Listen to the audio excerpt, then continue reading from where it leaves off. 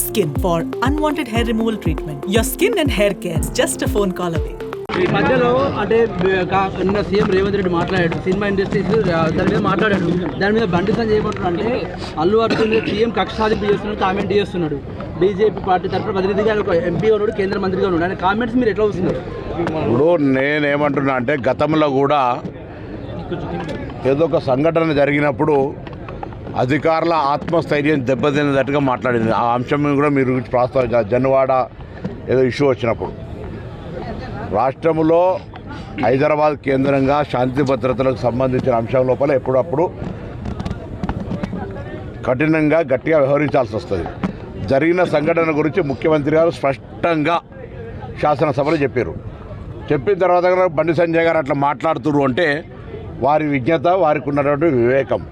నేను ఈ అంశం మీద ఎక్కువ ఎవరి అభిప్రాయాన్ని వాళ్ళు చెప్పుకునేటువంటి పరిస్థితి ఉంది కాబట్టి గవర్నమెంటు, ప్రజలు, ప్రజానికం ఏమనుకుంటారు అనేటువంటి మాటని స్పష్టంగా చెప్పినాం. ఇక వారిని నేను ఇంతకుముందు అన్నట్టు కేంద్ర మంత్రిగా ఉన్నారు ఇప్పుడు వారు గౌరవనీయులు.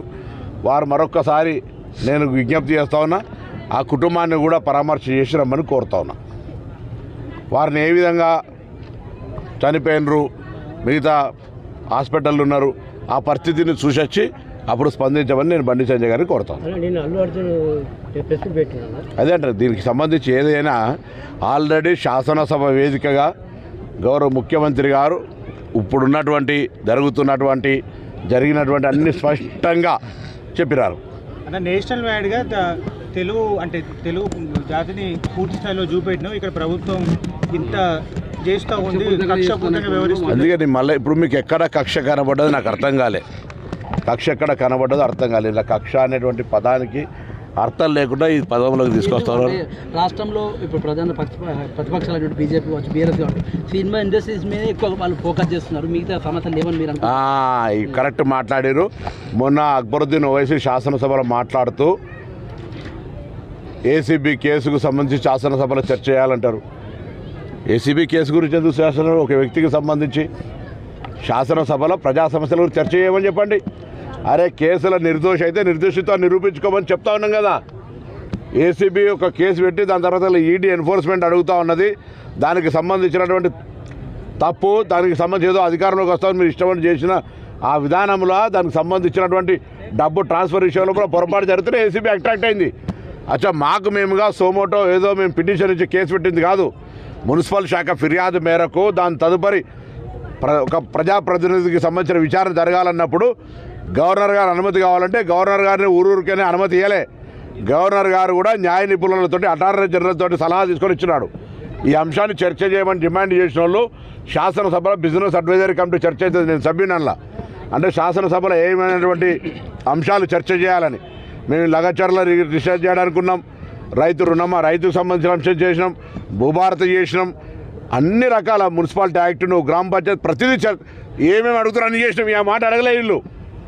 అప్పటికే ఏసీబీ కేసుకు సంబంధించినటువంటి కార్ రేస్కు విషయంలో చర్చకు అడిగితే మాకేం నిన్న రోజులు అసెంబ్లీ రాత్రి ఒక్కోటి దాకా అసెంబ్లీ నడుస్తుంటే మాకేం చర్చ చేయడానికి ప్రజా సమస్యల మీద ఒక కుటుంబానికి సంబంధించిన అంశం మీద శాసనసభ చర్చా వేదిక కావద్దని చేయలే.